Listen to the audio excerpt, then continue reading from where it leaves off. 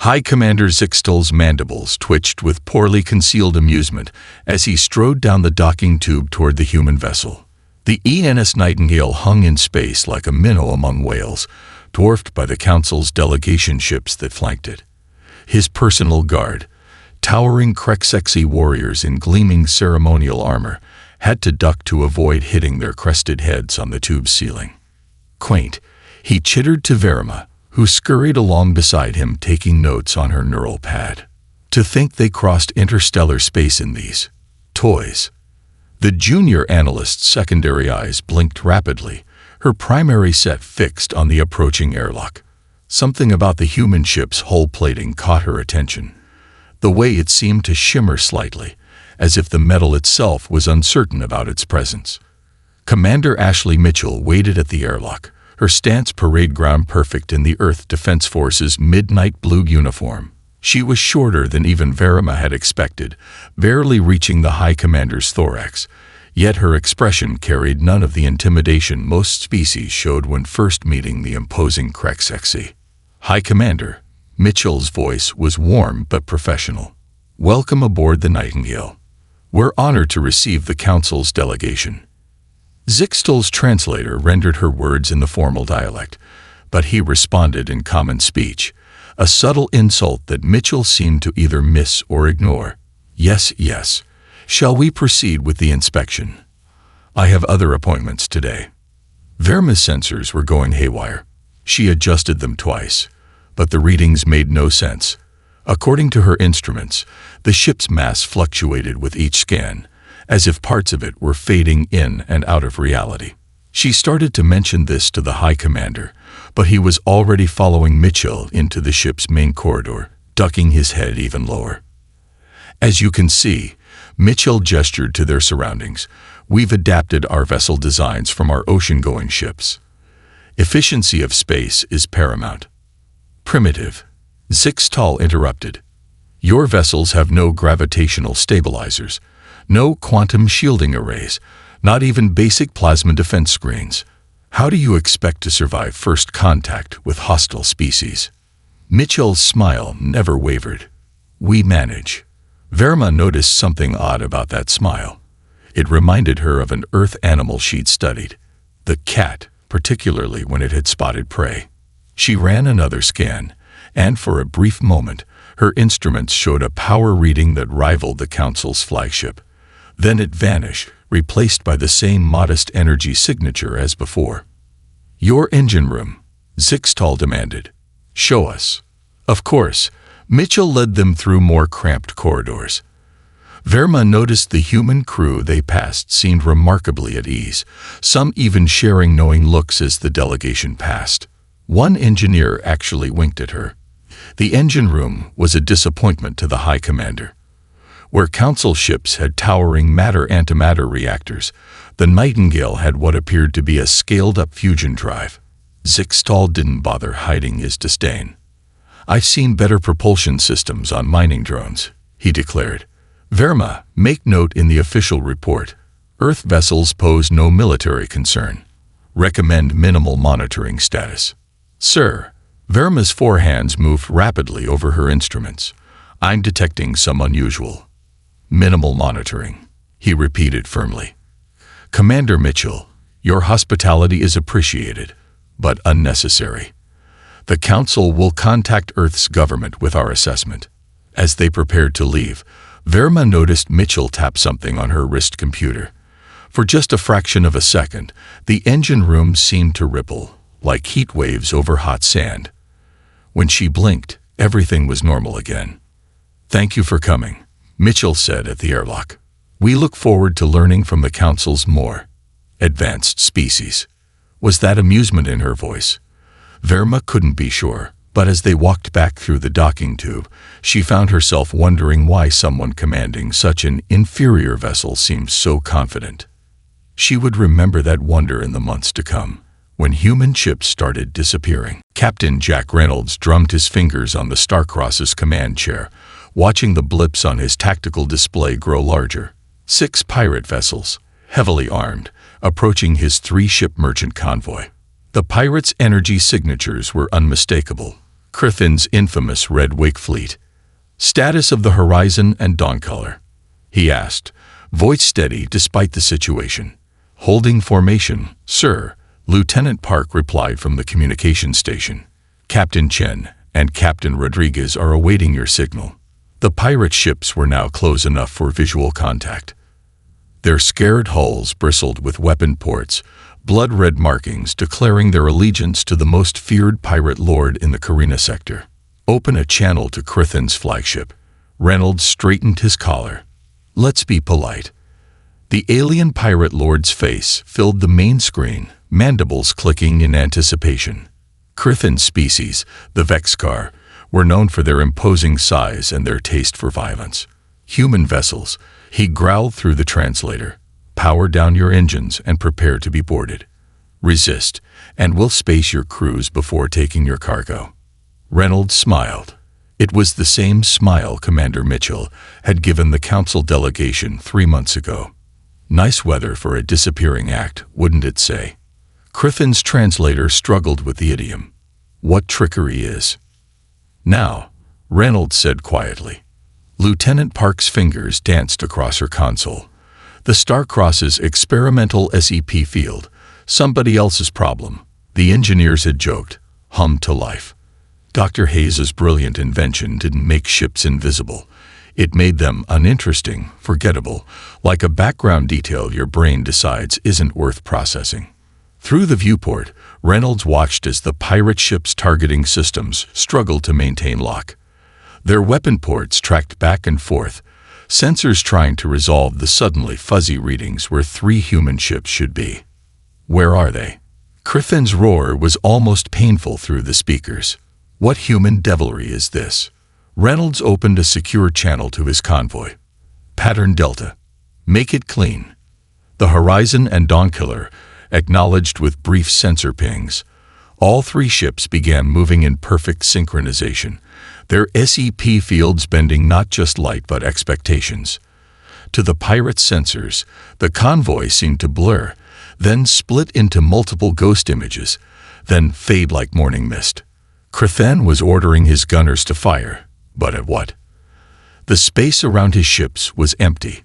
Or was it?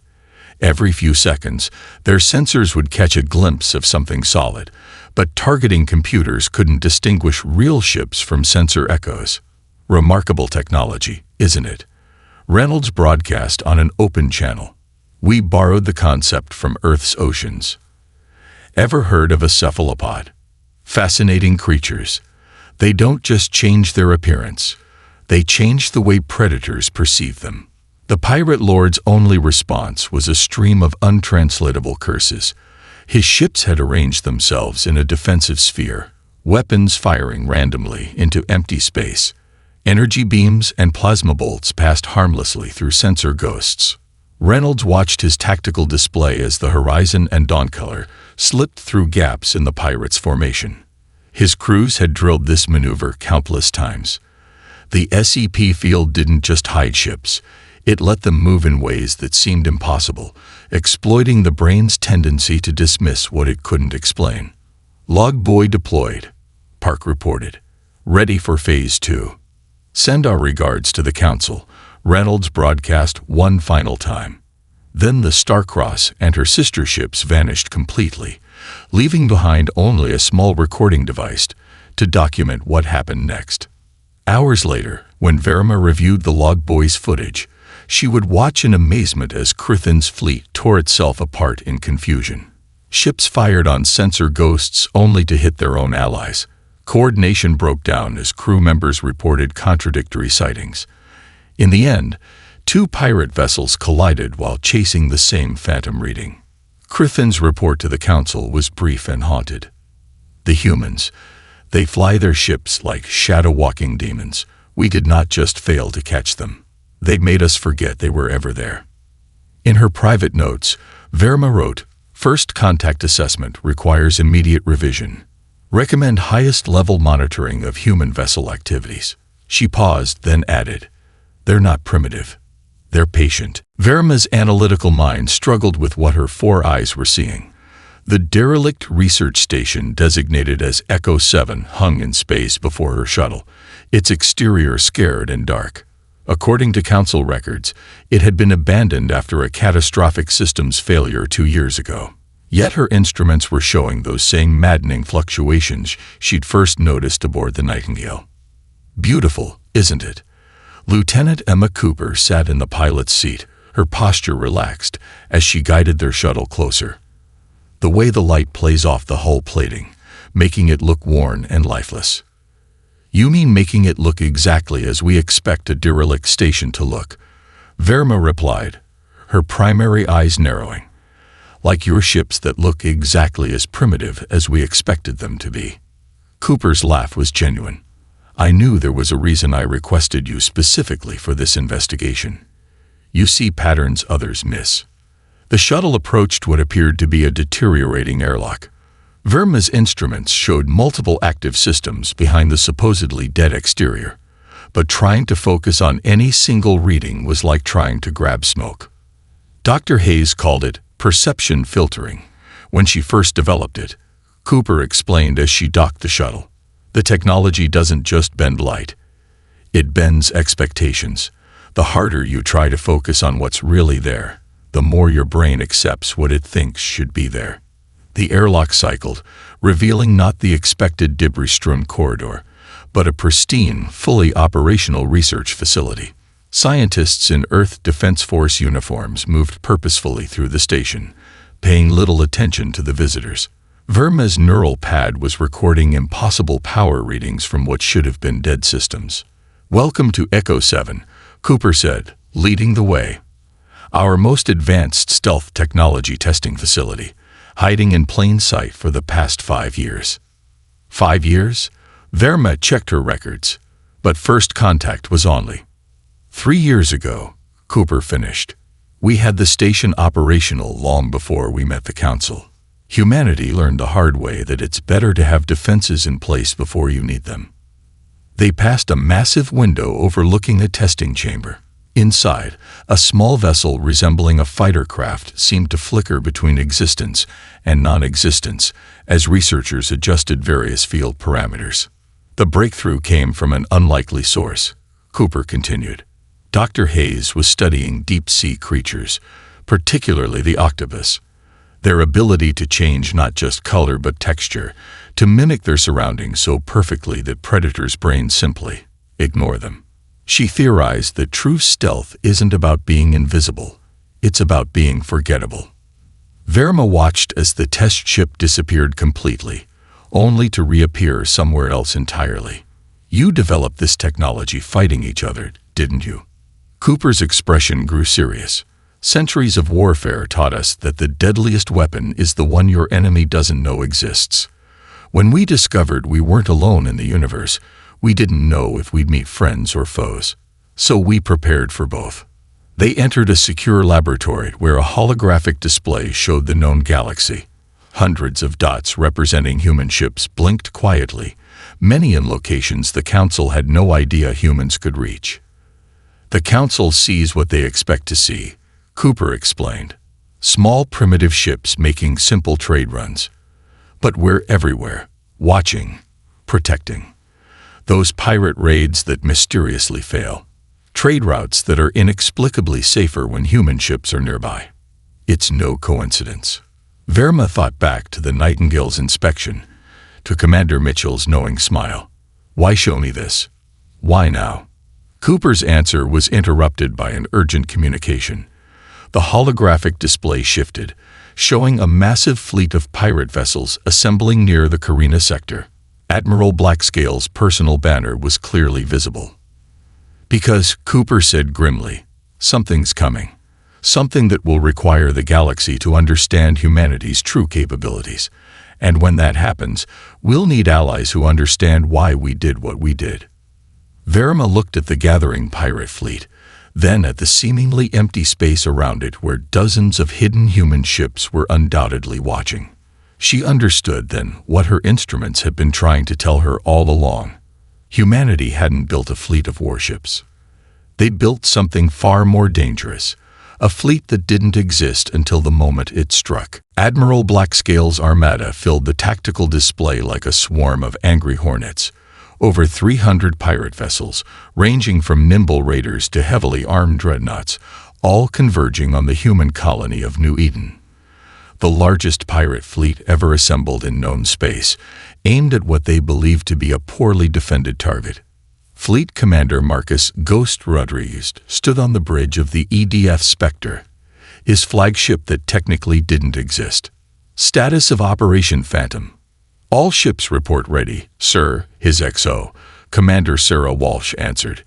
CEP fields are synchronized across the fleet. Echo 7 has confirmed optimal conditions for mass displacement. Rodriguez studied the enemy formation.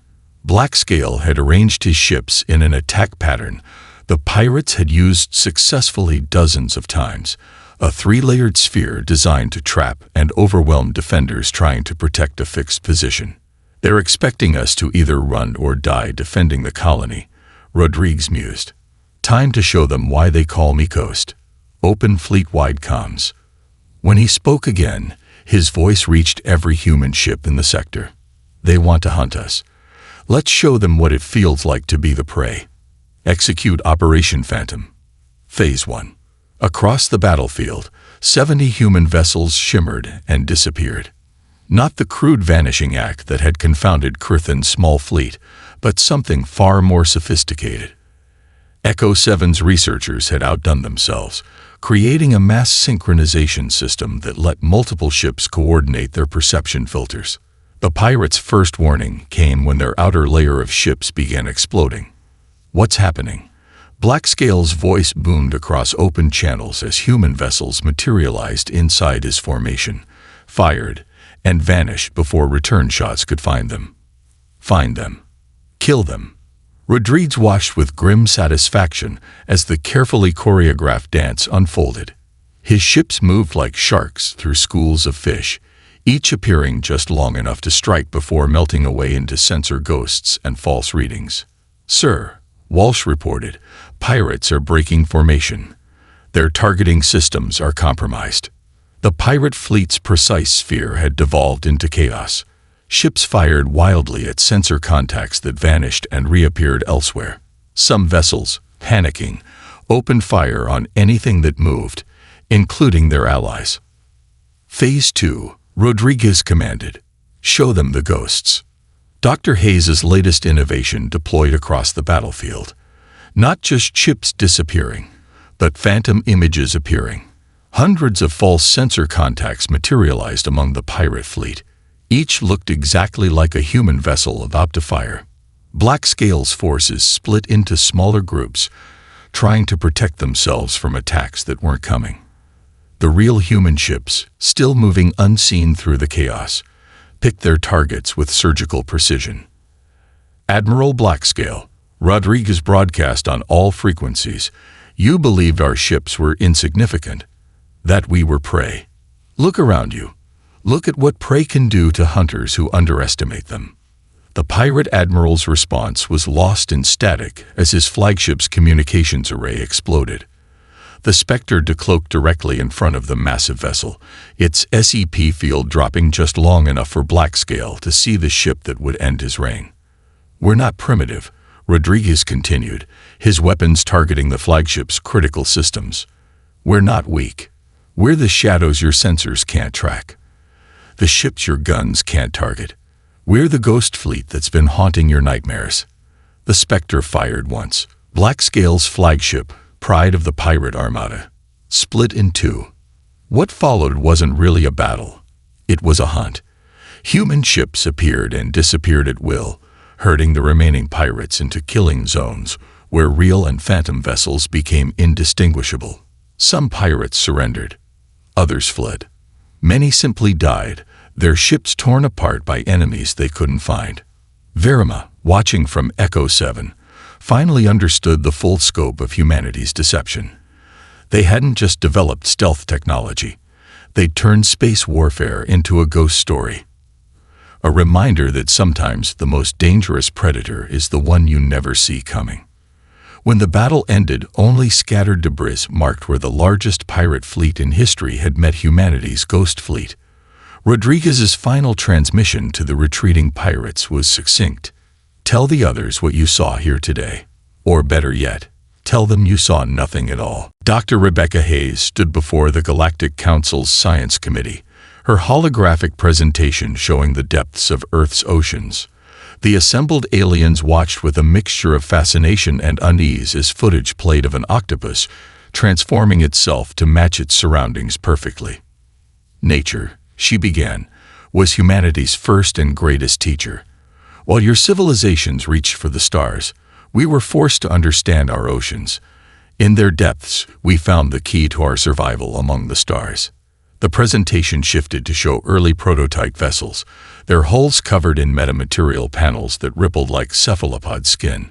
Verma, now serving as the council's chief analyst, noticed how the other committee members shifted uncomfortably in their seats. "Our breakthrough came not from trying to bend light, but from understanding perception itself," Hayes continued, bringing up complex quantum field equations. "An octopus doesn't just change its color, it changes how predators perceive it. Their brains filter out the threat, marking it as unimportant background information." She gestured, and the hologram transformed into a cutaway view of a human vessel's hull. "We developed quantum field manipulators that don't just scatter sensor beams. They create a field of perceived insignificance. The harder you look, the less you see." A HFY scientist interrupted, mandibles clicking in agitation. "Impossible.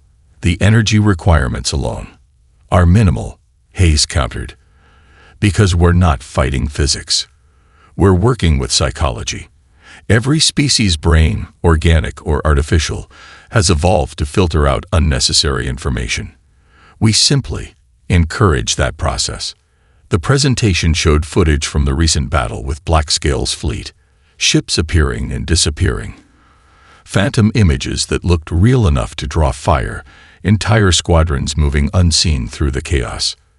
The SEP field, somebody else's problem, as my team dubbed it, creates a bubble of quantum uncertainty. Inside it, probability waves remain unresolved until observed.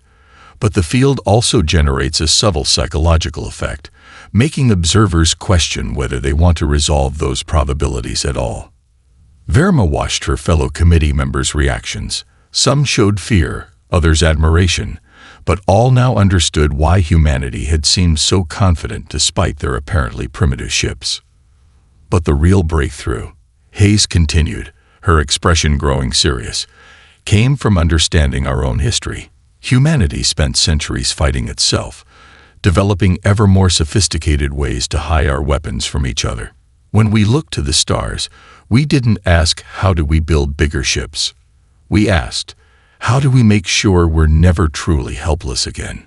A hologram showed the Nightingale's first inspection by the Council. Now, with the stealth field's effects highlighted, they could all see what Verma's instruments had detected: a sophisticated warship hiding behind a mask of primitive technology. "We didn't deliberately deceive the Council," Hayes explained, though several committee members scoffed. "We simply allowed you to see what you expected to see. Your own preconceptions about primitive Earth technology did most of the work for us." She brought up the final display, a real-time map of human ships currently in Council space.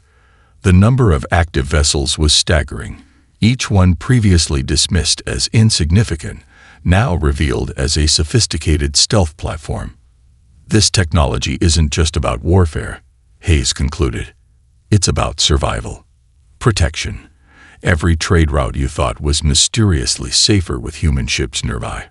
We were there, watching, protecting.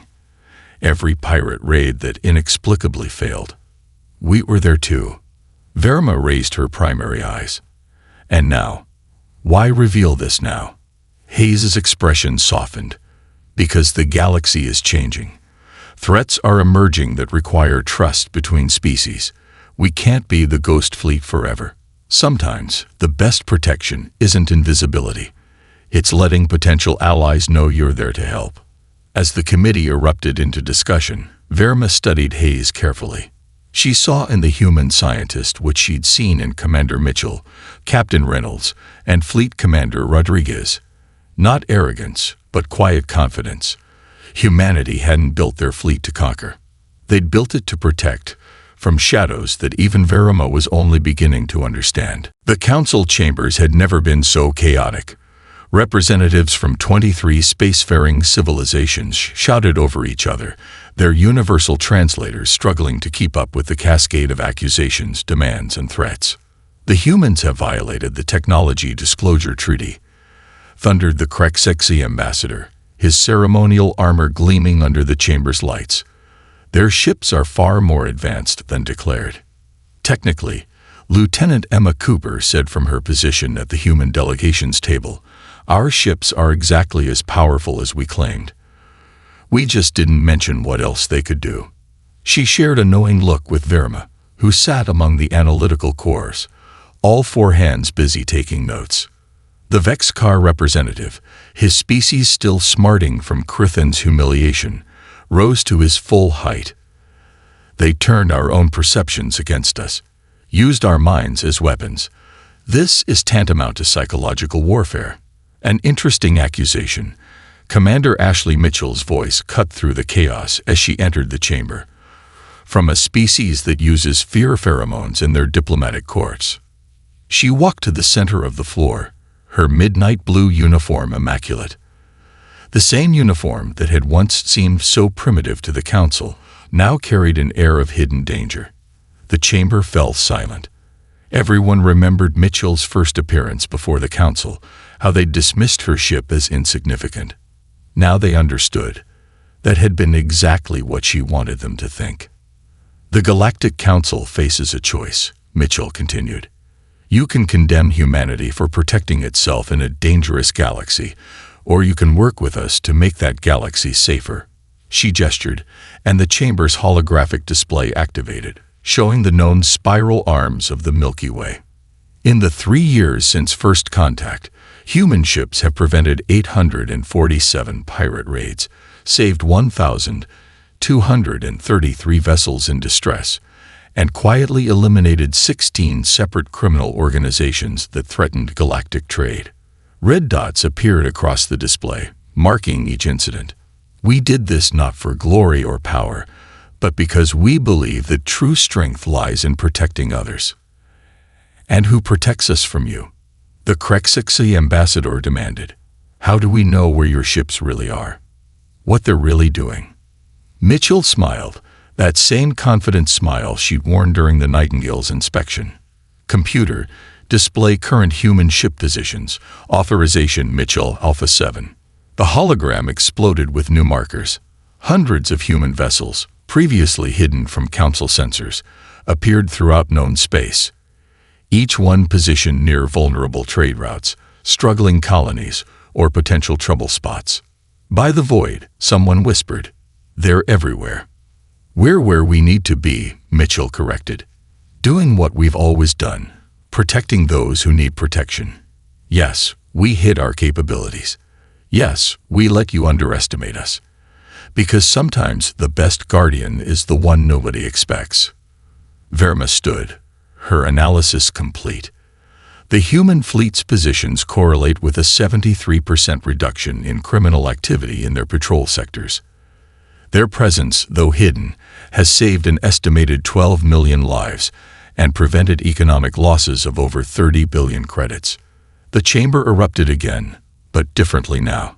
Some species still called for sanctions, but others began arguing for alliance. The Artaxians, themselves masters of camouflage, openly praised human ingenuity. The Solari, longtime victims of pirate raids, demanded immediate defense treaties. "The galaxy is changing," Mitchell continued once the noise died down. "New threats are emerging from the void. Humanity stands ready to work openly with the Council, to share our technology with trusted allies. But make no mistake, we will not apologize for protecting ourselves or others." She turned to face the Krexexi ambassador directly. "You can fear what you don't understand, or you can try to understand why we chose to become the shadows that keep the light safe." As the council chambers descended into intense debate, Verma noticed Cooper smiling. "Your Commander Mitchell," she said quietly. "She planned this moment from the very beginning, didn't she?" Cooper's answer was interrupted by new alarms. Emergency broadcasts from the Galactic core reported something massive emerging from unexplored space, something that made humanity's revelation seem suddenly, urgently relevant. The shadows were about to become very important indeed. Admiral Blackscale's return should have been impossible. The pirate lord had survived the Ghost Fleet's attack, gathering every remaining pirate vessel in known space for one final assault. His new flagship, bristling with stolen council weaponry, led over 500 ships toward Earth. "Let them see us," Fleet Commander Rodriguez ordered from the Spectre's bridge. "All ships, drop stealth fields." Commander Walsh stared at him. "Sir, we're deliberately revealing our positions." "Sometimes, Sarah," he smiled, "the best trap is the one your enemy thinks they've already spotted." Across the battlefield, 200 human vessels shimmered into view. No tricks, no sensor ghosts, just ships in plain sight, arranged in a standard defensive formation protecting Earth. Blackscale's fleet approached cautiously, expecting deception. "Admiral Blackscale," Rodriguez broadcast on open channels. "You've studied our tactics, learned our tricks. But did you ever wonder why we let Kurthan's crew survive to tell their story? Why we made sure tales of our ghost fleet spread?" The pirate admiral's scarred face appeared on the main screen. "To spread fear," he growled. "But fear dies in the light. We see you now, human. All of you. Do you?" Rodriguez's question hung in space as the pirate fleet opened fire. Energy beams and plasma torpedoes tore through empty space where sensor ghosts appeared and vanished. Blackscale's gunners, paranoid from stories of phantom ships, fired at every shadow, every sensor blip, but the human fleet remained visible, taking hits, returning fire in traditional naval combat.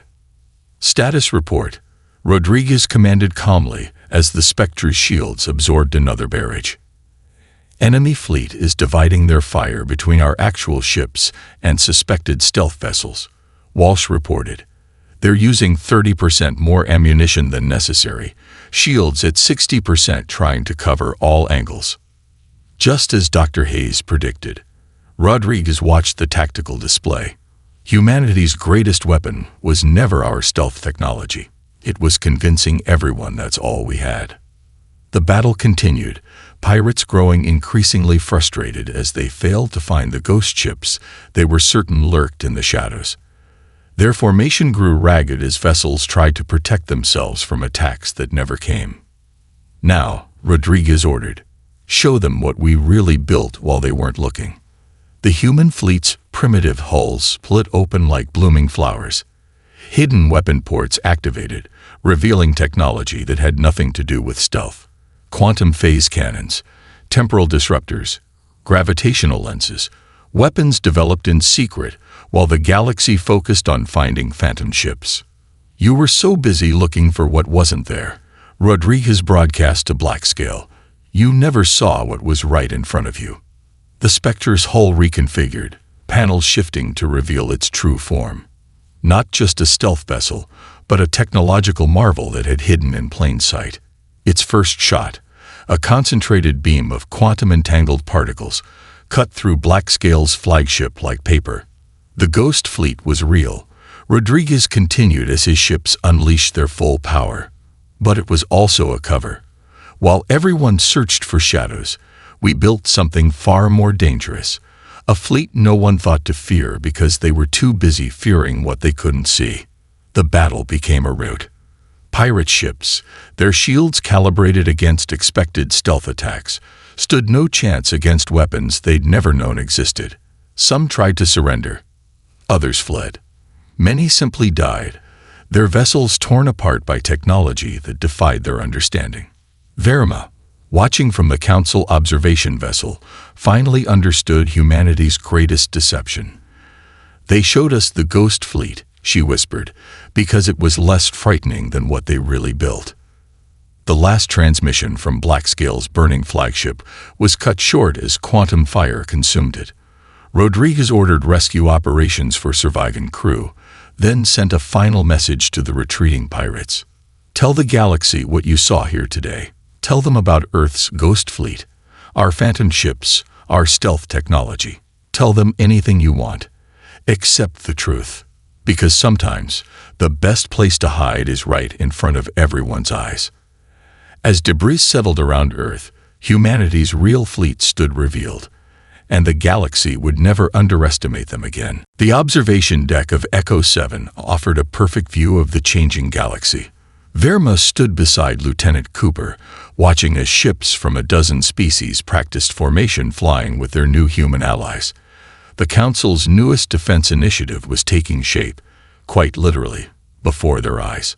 Hard to believe it's only been 2 months since Blackscale's defeat, Cooper mused, tapping commands into a console. A holographic display showed human vessels teaching alien crews the basics of perception filtering.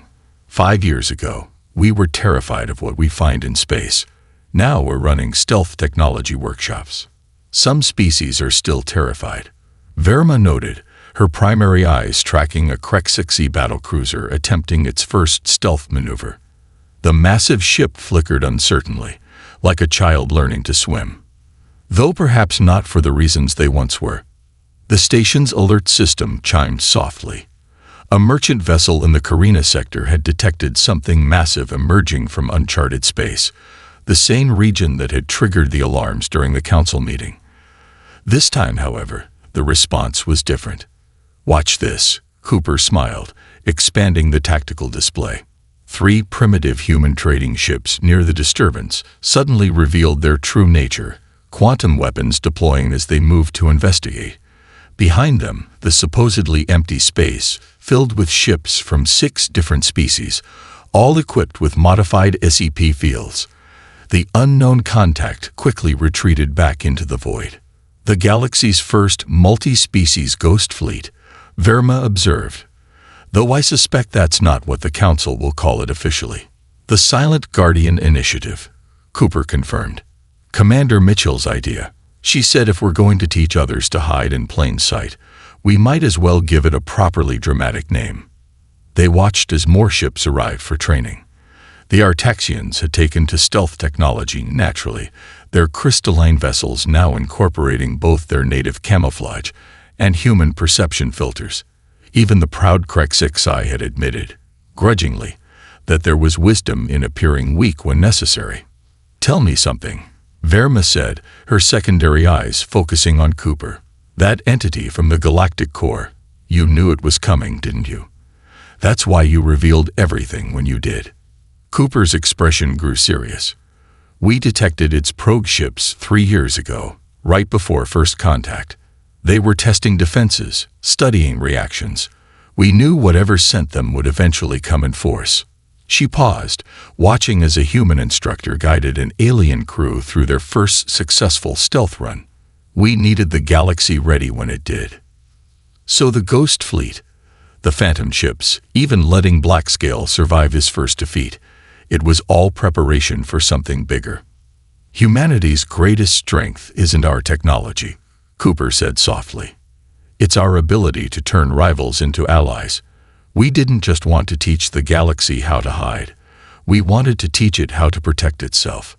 A group of young aliens had gathered at a nearby viewport, pressing their faces against the transparent metal. A human patrol ship decloaked briefly, its crew waving to their audience before vanishing again into the stars. The children gasped in delight. Will we ever know what's really out there?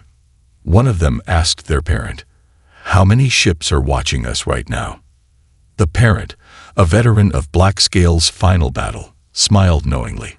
That's the point, little one. The best guardians are the ones you never see, but always know are there. Verma finished her observation report, her 4 hands moving quickly across her neural pad. The official record would show training statistics, technological assessments, and strategic analyses, but her personal notes contained something simpler. Humanity's greatest deception wasn't convincing us their ships were primitive. It wasn't even hiding their true capabilities. It was making us believe they were potential enemies, when they had always intended to be guardians. They became the shadows we feared so they could teach us how to master the dark. As if to emphasize her words, a fleet of ships rippled into visibility for their daily patrol. Human vessels flew alongside alien craft, all of them now sharing the same purpose: to protect, to watch, and, when necessary, to vanish into the stars they had sworn to defend. The Ghost Fleet had become something greater, a legion of silent guardians, waiting in the darkness between stars.